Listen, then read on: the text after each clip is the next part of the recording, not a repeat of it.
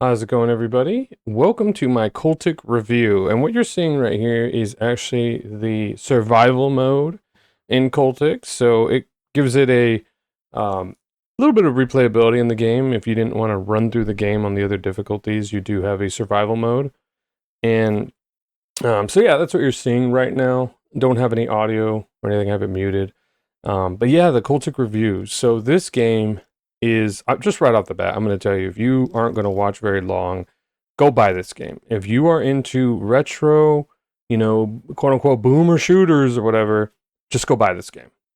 It is fantastic. It has, to give you an example, as soon as I beat the game and I finished my recording, I went right back into the next difficulty. And I was like, oh, I wanna try it out, see how it feels and everything. And like, oh, maybe I'll spec my guns different. So, that's how good it was for me. And some of my other games that I've recorded or played in the past, I don't do that. Once I'm done with the game, I'm like, okay, great, game's over, I'm out. So yeah, I can't remember the last time I did that with a game. Whereas like as soon as I was done, I'm like, you know what? Let me just jump right back in and let me see if I can, I'll spec maybe instead of the pistol, like I did in my recorded run, I'll spec the SMG, or maybe I'll go right for the shotgun. And it was like, I just wanted to get back in. And I can't remember the last time that happened. So just right there, like I said, if you're only going to watch, a few minutes of this review, just go buy it. It's like $10, I think, on Steam. I mean, obviously, if it's on sale, I don't know how low it goes down on sale. But yeah, just go buy it if you like first-person shooters and you like the retro style of those types of shooters, the boomer shooters. So now we'll do the full review. I want to talk about guns. In a first-person shooter, that is usually what makes or breaks your game. The feel, the feedback, the sound of your weapons, because that's how you interact with the world. And Cultic, it's amazing. There are a lot of guns in the recordings you've seen me play. There's a weapon wheel. I should have maybe written this down. By the way, this is totally off the cuff. Like I don't have a script. I don't like doing scripts or whatever for my reviews because I don't know. I just feel soulless. But going back to the gun wheel, as you can see, right here, these are the guns in the game, and we have the dynamite and Molotov here. The revolver and semi-auto shotgun, that is actually from the not intermission, but it's like the post chapter 1 game. But yeah, everything else here is fantastic. All the guns feel great. I feel like different situations. The pistol, if you fully upgrade it, you can actually handle a lot of situations with it. So it actually is one of those guns that you can always use throughout the entire game. So I will say that the pistol's great if you fully upgrade it. But yeah, every gun felt great. It felt like every gun had its own use. And I didn't ever feel like there was a weapon where it was like, oh, like this is just a added on weapon. So the guns, they all felt great and they sounded great. So, like an example I'll give is like Escape from Tarkov. The guns look great. You can use them and everything. The sounds are utter crap. I hate Tarkov. So I think the only Tarkov sound of a gun I like is the 9mm Beretta M9 because that actually sounds loud and like a gun would. And just for background, I have shotguns. I have experience in firearms and all that. So it's not like I'm just talking like, well, I watched a movie. Like, no, I've shot guns in real life. I've done all that. And, it's loud. It's shaking. And for a Tarkov, quote unquote, a realistic game, I'm like, what were the sounds? And so this game, oh man, the sounds are great. They're loud. They are unique, each gun. And especially when the enemies are shooting you with a gun, like, oh, okay, he's got an SMG, or oh, he's got a pistol or something. And you can know, even if you can't see them, what they got. So the other part I want to talk about the guns that I think is I mentioned it earlier, is you can upgrade them. You can upgrade them in different ways. The shotgun, you can make it so the shells, they have more pushback as well against you. So when you shoot an enemy, it pushes the enemy back as well as you. The pistol, you can put a stock on it. It is like the Mauser C96, or for those of you like the Red 9 from Resident Evil 4. And you can put a stock on it, and you can even make it burst. And in the beginning of the game, when you only have a lighter to light the, you don't have a flashlight. And so when you only have a lighter, you can only have one-handed weapons. And so you can use your pistol with a burst mode and the stock and everything. And it's like, wow, that's really good. So that's why, the pistol's really good, and I upgraded it in the beginning. So, and again, but if you didn't upgrade that pistol that way, that's fine. Maybe you were a lever action guy, and the lever action, because it's a sawed-off lever action rifle, like a Winchester 3030, you can actually use that with a lighter and go one-handed with the lighter and that, because he actually uses the one-handed, cock of the, he cocks the lever action one-handed. So that's really stylish and cool. And so yeah, you can go that route. If you don't want to use the pistol, maybe the pistol's just your desperate weapon, but when it comes to, darkness or whatever, you're going to use the lever action while you have your lighter out. But again, I love the upgrades to the weapons. The only weapon you can't upgrade is the flamethrower, the incinerator, which, spoiler, okay, there's a flamethrower. But yes, you can't upgrade that, but that gun is like, the flamethrower is awesome. That's something else too. I should probably make a separate review section for the flamethrower, because flamethrowers are near and dear to my heart. And a lot of games, flamethrowers feel weird. Like they don't feel fun to use, or they feel floaty, or the fire looks weird.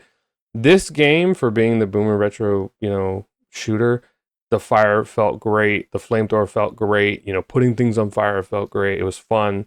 And it's a little, I get it. It is OP. It is overpowered when you use it. I wished we would have gotten it a little earlier in the game, but that's okay. I don't mind. It's still fun to use. What else? The violence and using the firearms is great. Oh, something else too. We have axes, hatchets, really.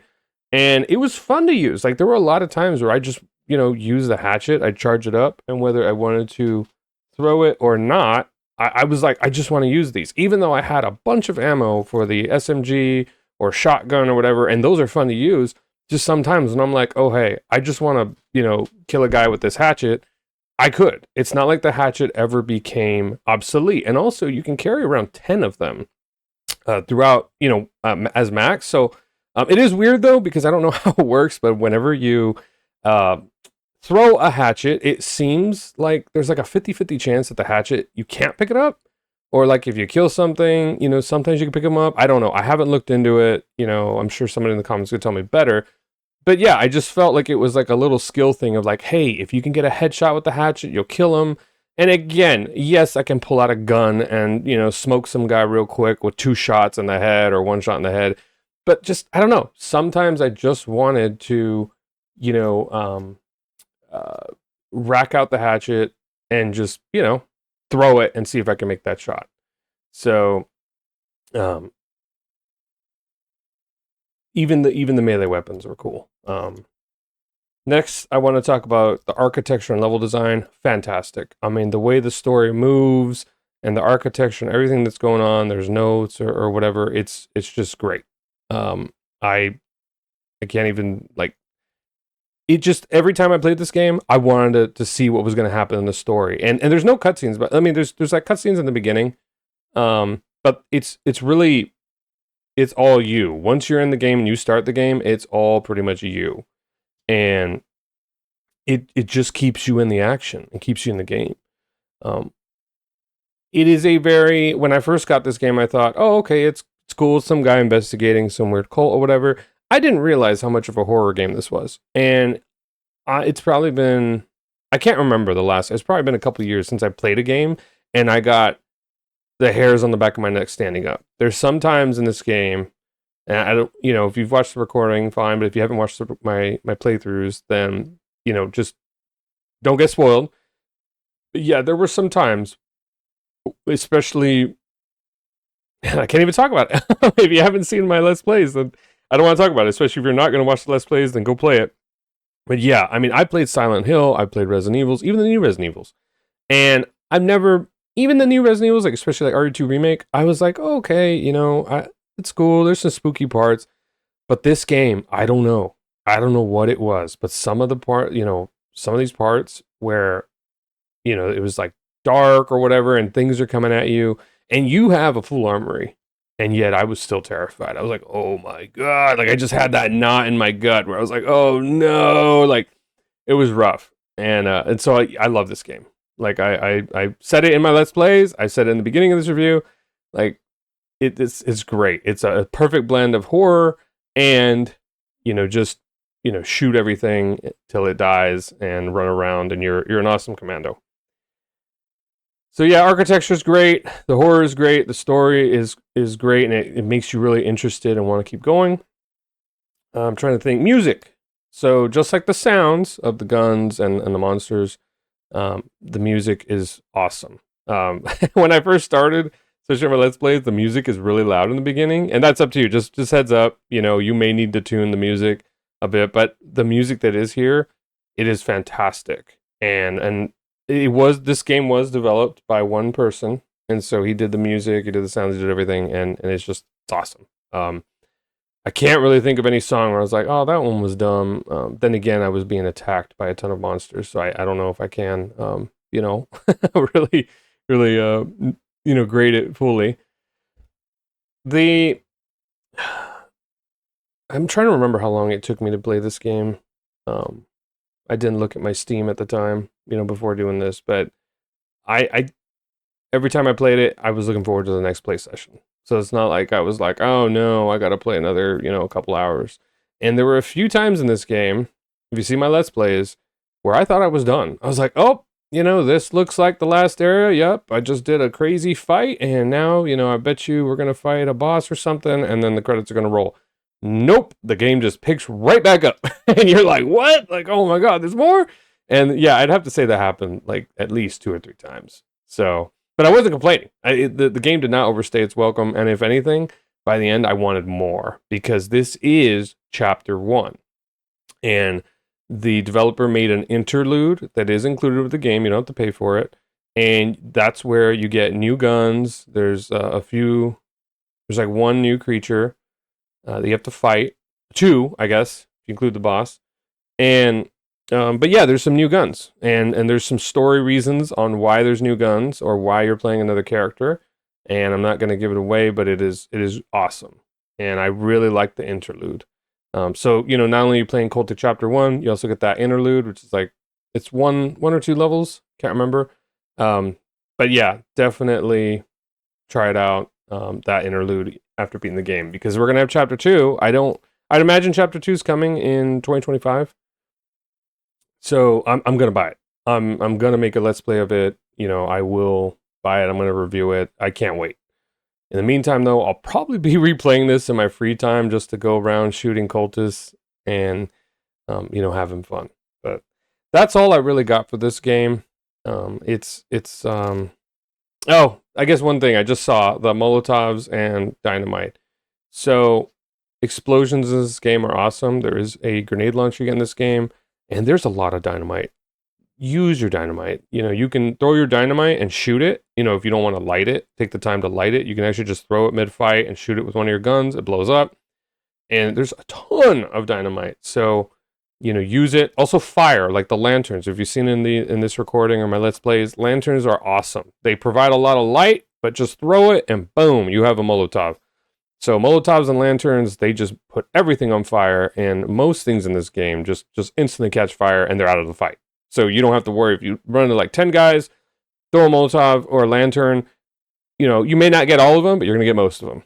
So really, it feels good to use dynamite or Molotov or other explosions, even the explosive barrels. It feels great. It feels like, hey, that's another part of my arsenal. And even with the dynamite and the Molotovs, I still felt terrified at times. So, but yeah, awesome game. I'm gonna wrap this up. I've already been going for we're almost at 15 minutes. But yeah, go buy Cultic. It's $10. The dev deserves every penny from it. If I'll put the link in the description below. And this game is awesome. I love Cultic, and I cannot wait for Chapter 2. and I'm going to buy it day one. So I even love this game so much that I'm probably going to buy a copy for all of my close friends, and just I want to just support this dev because this is awesome. This is not AAA BS being sold to us, with DLCs or whatever. This is a complete game. Yes, there's going to be a little expansion, a chapter 2 or whatever, but what we got for $10 with chapter 1 and then the interlude, I'm just blown away. I'm like, this, I would have paid $20 for this game, or $30 even. Like, the quality is great. And the replay value, just of like, oh man, I want to try the other difficulties. I want to see the score I get. Or like, oh, the survival mode, like, it's great. So, yeah, that's all I got. I'm just gonna keep on rambling if I don't kill the video right here. But yeah, too long didn't watch. TLDW. Just go buy Cultic. If you like first-person shooters, do yourself a favor and buy Cultic. Just go buy it. It is fantastic. And, regardless of, how it looks, some people might be turned off by the retro graphics. The feel and feedback of this game, and it's fantastic. So that's my review. I'll give it 10 out of 10. If you want like numbers, 5 out of 5, 10 out of 10, 5 stars, 10 out of 10, whatever. Just go buy Cultic. That's the review. Buy Cultic. Thanks for watching, everybody. I'll catch you in the next one. Take care.